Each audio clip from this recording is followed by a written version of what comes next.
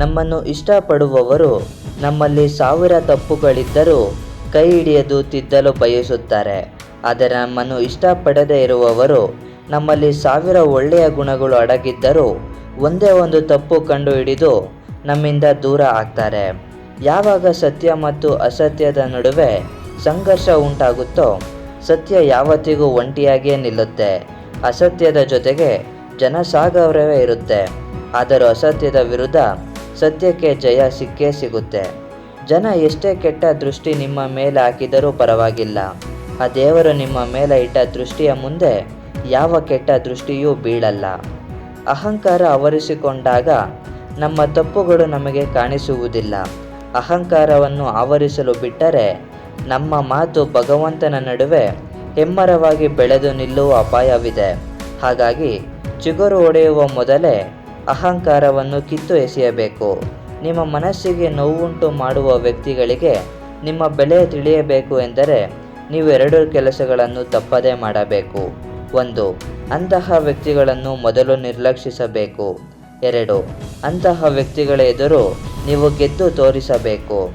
ಜೀವನದಲ್ಲಿ ನೀವು ಎಷ್ಟೇ ಸರಿ ಇದ್ದರೂ ದೃಷ್ಟಿ ಸರಿ ಇಲ್ಲದಿದ್ದರೆ ನೀವು ಮಾಡಿದ್ದೆಲ್ಲ ತಪ್ಪೇ. ಯಾರಾದರೂ ನಿಮಗೆ ನೋಯಿಸಿದರೆ ನೀವು ದುಃಖ ಪಡಬೇಡಿ. ಯಾವ ಮರ ಹಣ್ಣು ಕೊಡುತ್ತೋ ಆ ಮರಕ್ಕೆ ಜನ ಕಲ್ಲು ಹೊಡೆಯುವುದು. ಈ ಜಗತ್ತು ಅವಶ್ಯಕತೆಗಳ ನಿಯಮದಿಂದ ನಡೆಯುತ್ತಿದೆ. ಹೇಗೆ ಗೊತ್ತಾ? ಚಳಿಗಾಲದಲ್ಲಿ ಯಾವ ಸೂರ್ಯನ ನಿರೀಕ್ಷೆ ಇರುತ್ತೋ ಅದೇ ಸೂರ್ಯನಿಗೆ ಬೇಸಿಗೆಗಾಲದಲ್ಲಿ ತಿರಸ್ಕಾರವೂ ಇದ್ದೇ ಇರುತ್ತೆ. ಹಾಗೆಯೇ ನಿಮ್ಮ ಮೌಲ್ಯ ಸಿಗುವುದು ನಿಮ್ಮ ಅವಶ್ಯಕತೆ ಇದ್ದಾಗ ಮಾತ್ರ. ಭಯ ಇಲ್ಲದವನು ಸಮುದ್ರಕ್ಕೆ ಎಸೆದರೂ ಬದುಕಿ ಬರುತ್ತಾನೆ. ಆದರೆ ಭಯ ಇರುವವನು ತೊಟ್ಟಿಗೆ ಎಸೆದರೂ ಹೆದರಿ ಪ್ರಾಣ ಬಿಡುತ್ತಾನೆ. ಮನಸ್ಸಿನಲ್ಲಿರುವ ಭಯವನ್ನು ಮೊದಲು ಕಿತ್ತು ಎಸೆಯಬೇಕು. ಎಲ್ಲಿಯ ತನಕ ಎಲ್ಲವನ್ನು ಸಹಿಸಿ ಸುಮ್ಮನಿರುತ್ತೇವೆಯೋ ಅಲ್ಲಿಯ ತನಕ ಎಲ್ಲರೂ ನಾವು ಒಳ್ಳೆಯವರಾಗಿಯೇ ಇರ್ತೀವಿ. ಒಂದು ವೇಳೆ ಅನುಭವಿಸಿದ ಅನ್ಯಾಯವನ್ನು ಬಾಯ್ಬಿಟ್ಟೆವೋ ಆಗ ಎಲ್ಲರಿಗೂ ಹೆಚ್ಚು ಕೆಟ್ಟವರಾಗಿ ನಾವು ಆಗಿಬಿಡ್ತೀವಿ. ಮನುಷ್ಯ ಮನೆ ಬದಲಾಯಿಸುತ್ತಾನೆ, ಊರು ಬದಲಾಯಿಸುತ್ತಾನೆ, ಬಟ್ಟೆ ಬದಲಾಯಿಸುತ್ತಾನೆ, ಸಂಬಂಧಗಳನ್ನು ಬದಲಾಯಿಸುತ್ತಾನೆ. ಅಷ್ಟೇ ಯಾಕೆ, ಸ್ನೇಹಿತರನ್ನು ಬದಲಾಯಿಸುತ್ತಾನೆ. ಆದರೂ ಅವನಿಗೆ ನೆಮ್ಮದಿ ಇರೋದಿಲ್ಲ. ಯಾಕೆ ಗೊತ್ತಾ?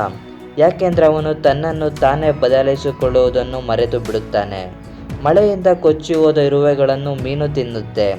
ಅದೇ ನೀರು ಬತ್ತಿ ಹೋದಾಗ ಸತ್ತು ಬಿದ್ದ ಮೀನುಗಳನ್ನು ಇರುವೆ ತಿನ್ನುತ್ತೆ. ಅವಕಾಶ ಎಲ್ಲರಿಗೂ ಬರುತ್ತೆ, ಆ ಸಮಯಕ್ಕಾಗಿ ಕಾಯಬೇಕು ಅಷ್ಟೇ. ಧನ್ಯವಾದಗಳು.